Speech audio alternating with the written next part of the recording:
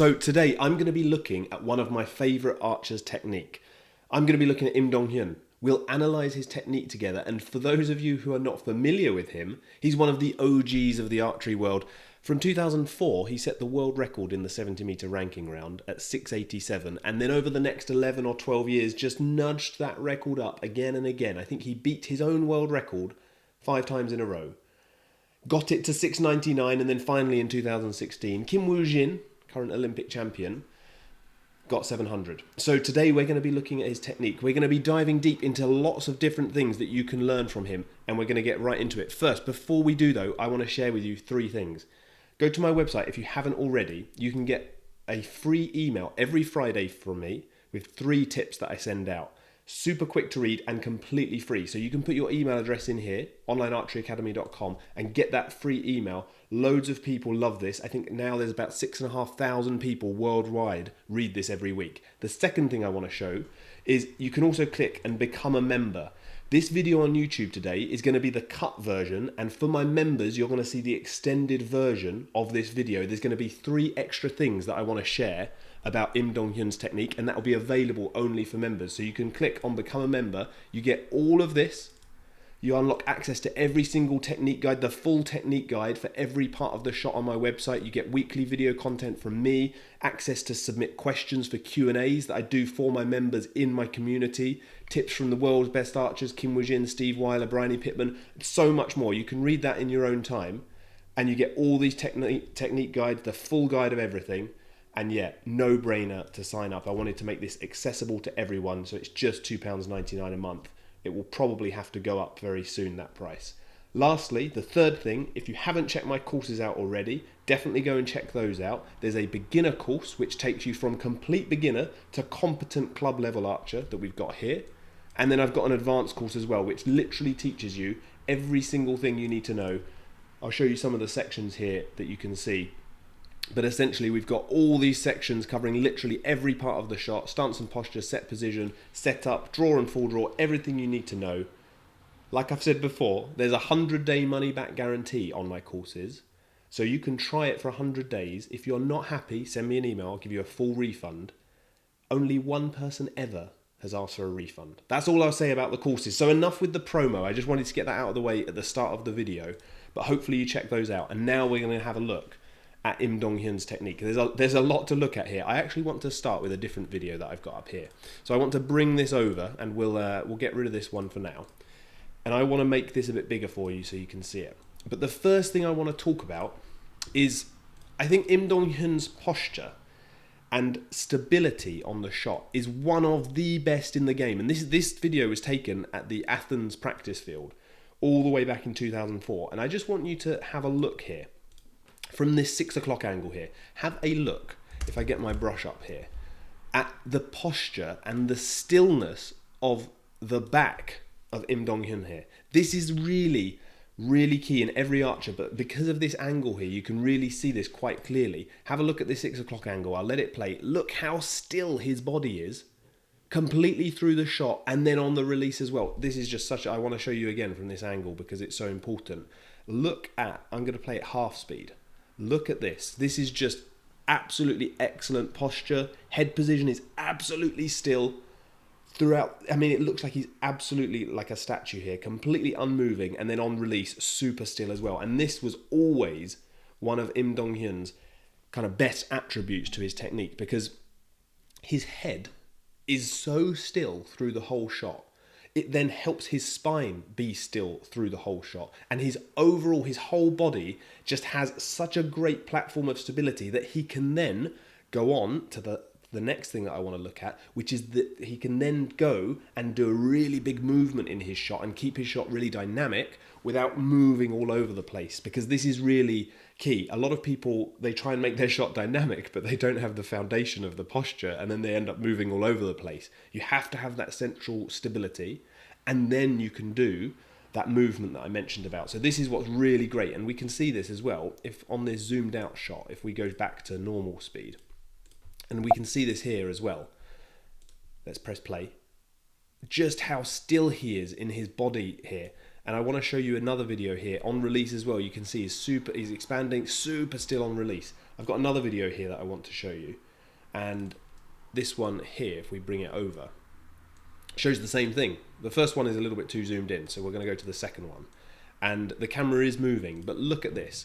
Look at how still, from this point in the shot, look at how still his spine and his head is. This is the key thing. So through here, his spine and head, look at them. Just absolutely still. And then on release in a minute, just absolutely, I mean, you can tell I like watching Im Dong-hyun shoot. This 2004 was the year I started shooting. That was the first year of when I started shooting. So Im Dong-hyun is definitely a prime example of someone that I watched as I was beginning to shoot and learnt a lot from him when I was beginning to shoot, especially about this postural stability and everything. Moving on from that, that is possibly one of the best kind of attributes of him, of his shooting. But moving on from that, this video also shows something else which is really important, which is, if we go here, look at his bow hand. So I'm not really saying about the position or anything like that, but just look at how still his bow hand and bow arm is on release. So have a look at this. A lot of people end up fading the bow arm down and that kind of thing. Watch this on release. I mean, it's just absolutely still, isn't it? The bow arm doesn't move down. The bow hand doesn't move down. He's just got that bow roll absolutely excellently directed towards the target and then down to the floor. We'll play that again. Let's go on half speed again because I think it's useful to see on half speed. But you can really see it's that direct the bow and then down with the hand, just absolutely great. And we can go back to that previous video that we were watching, and we can also see that as well in this angle here. Watch his bow hand. Look at that. I mean, we can go frame by frame even, but bow comes out of the hand, bow goes down, and then bow arm really nice and still. So yeah, I really like this part, particularly about Im Dong-hyun's technique. There's a newer video as well. So if we go, you can see some different examples. Let's get a side view. So for example here, I'll minimize this a little bit so you can see the whole thing. And I think you can see all of it now. And I'll zoom in. But I mean, look at again his bow hand here on release. Hopefully I haven't picked a dodgy shot. But I think, I mean, look at that. I mean, that's just so good. And then maybe even again on this one, that one wasn't quite as good, but they're all just pretty much excellent. And it's just varying degrees of excellence. That is the story probably of Im Dong-hyun's career, to be honest. But yeah, I really like watching particularly his body posture, his stability, and also his bow hand, bow arm roll is just really great through the follow through. So those are the two things I wanted to mention to kind of start with. The next thing I wanted to mention is a little bit niche, a little bit something you might not have spotted, and this is probably because I have a little bit of inside information here, which is if we go to this clip here, I can't remember exactly what year it was, but Im Dong-hyun had a shoulder injury, and I can't even remember. I think it was his bow shoulder. I can't remember which shoulder. Bow shoulder would make more sense from what I'm about to tell you in a second.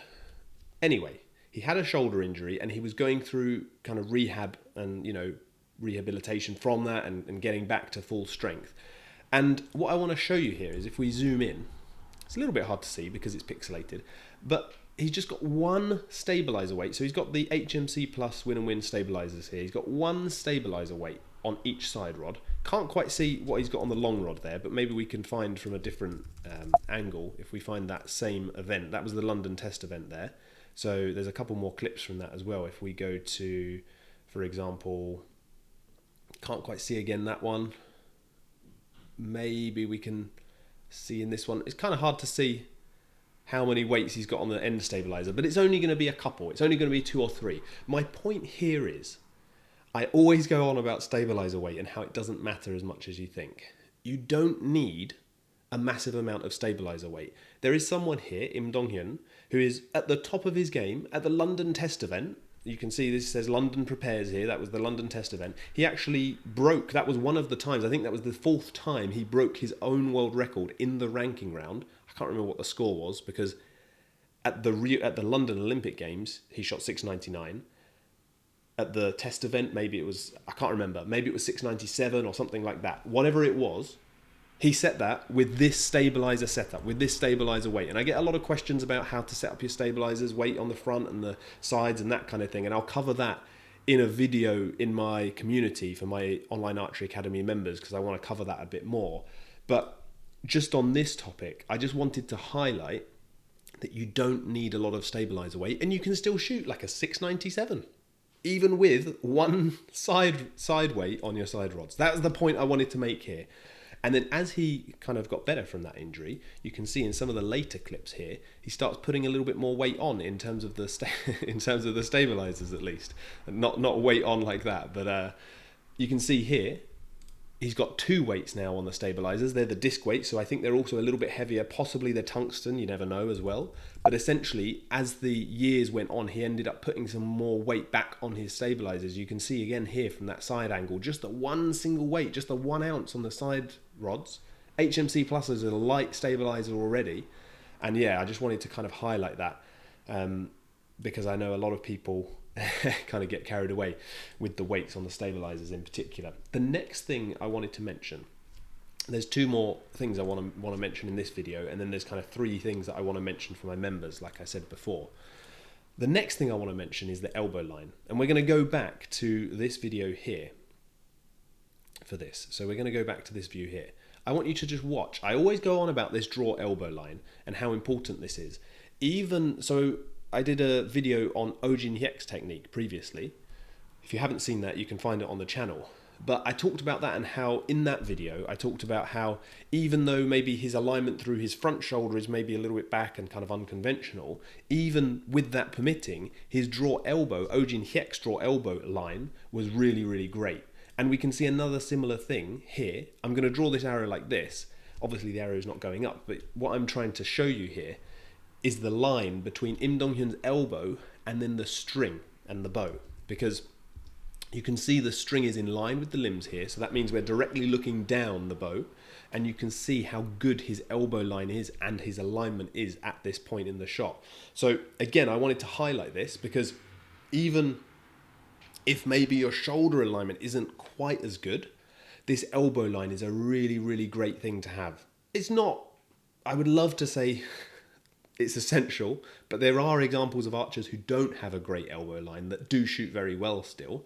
So there's always room for, there's always personal kind of technique or variation. But if you can have this, makes your life so much easier. And this is another great example of that. As we're on this video, and we're kind of on that subject as well, I hadn't meant to, but also watch the direction that his elbow goes on the follow through. Again, this is on my website. If you go to the release and follow through section, you'll see that I mention during the release and follow through, you want your draw elbow to follow this path as it releases, and you want it to come around the body. You don't just want, a lot of archers kind of lose off the shot and they kind of get a little bit relaxed on the release and they end up just going down with the elbow, which is not what you want. You don't want to go, I've done the colours around the wrong way there, just to make it clear. The green arrow is what you don't want, and the red arrow is what you do want. Just to keep you on your toes, I like to mix up the colours a bit there. But you get the idea. If we now watch this, bearing in mind those arrows, you can see his elbow as it comes around the body here really nicely. So I'll play that again for you. You can see, and I'll do it on the half speed. So you can see here, elbow comes around the body really nicely, and that shows he's continuing to squeeze his draw scapula to his spine and not relaxing off of that and collapsing on the shot, because that's when you'll see the elbow go down. So this is another kind of key point. I hadn't meant to cover that, but there we go. Little bonus thing for you. Now, that's the draw elbow, and the next thing I wanted to mention was something kind of interesting as well. I think a lot of people get a little bit hung up on this, and I wanted to alleviate some concerns for anyone that's kind of thought about this, or maybe you're thinking about this currently in your technique at the moment. I just want you to watch his sight. Now, we're going to have to find a video where he's drawing, and there's a couple of angles that are better than others in this video, so let's go with this one first. I just want you to watch, and I'm going to zoom in a bit to about here. Watch JP Morgan, and watch, not sponsored by them, if they want to they can maybe get in touch. Watch his sight. Watch his sight here, And yes, you cannot see the sight pin, but just watch the overall sight. Watch what happens as he comes into full draw. Comes in, and then sight goes slightly up. Not very clear on that one, actually. Let's find another one. So we're going to go to... There's a great angle on this video, actually, as well.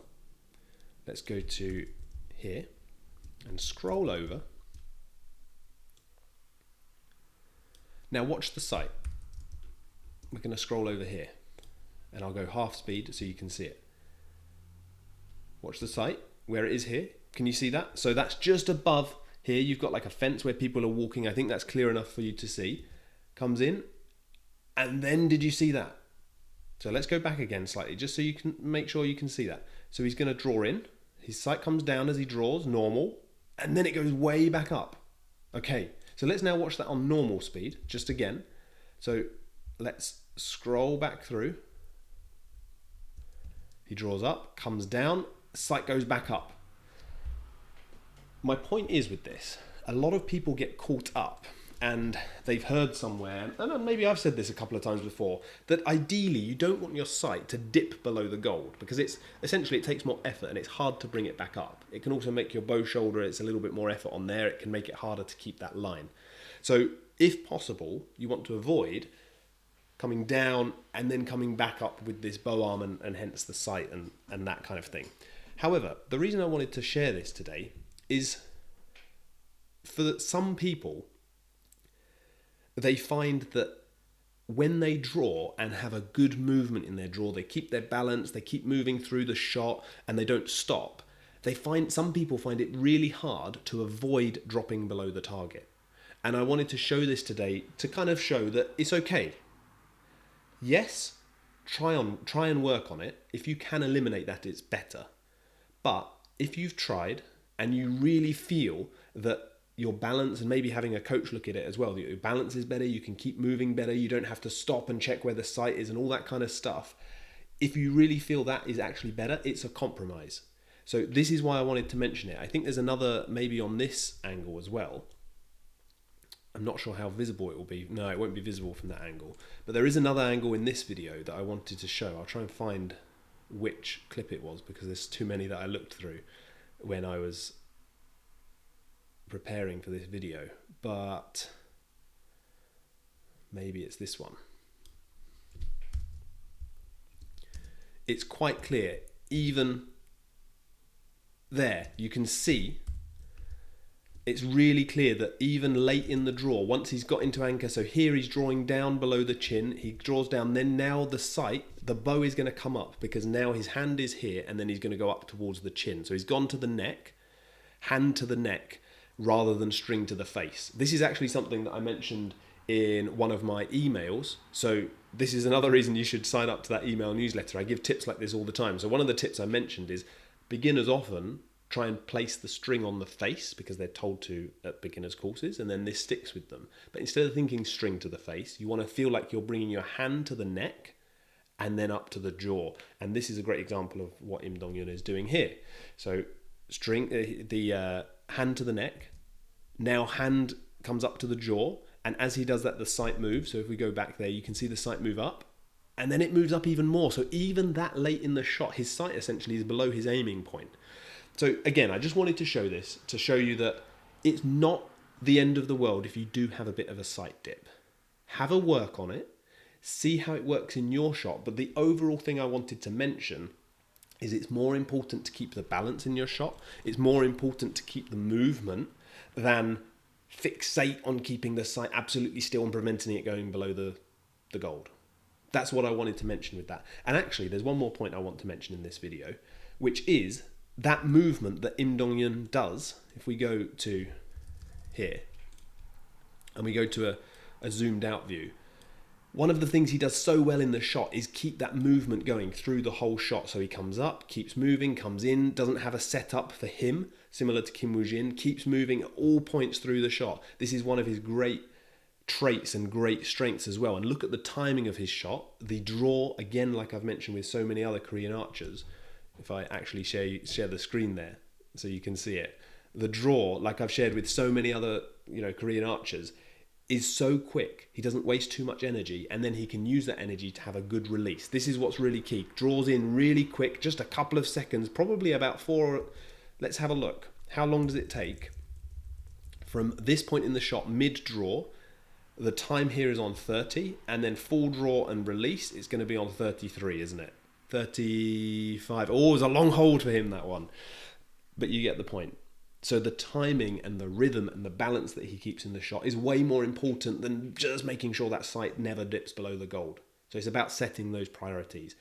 That's all I want to cover in the video today. There's 3 more things I want to cover for my members, and I'm just going to tease those a little bit. One is the way he expands through the shot, which is a little bit different. You can actually see here, if you watch closely, how it kind of looks like he's expanding with his chest, which is something slightly different that I want to talk about for my members as well. And then also I want to talk about this back view here and how he brings this draw scapula around to full draw. That's something I want to talk about as well. So yeah, that's it for today. I hope you enjoyed that. If you haven't joined yet, I deeply encourage you to have a look at the membership. It's only £2.99 a month.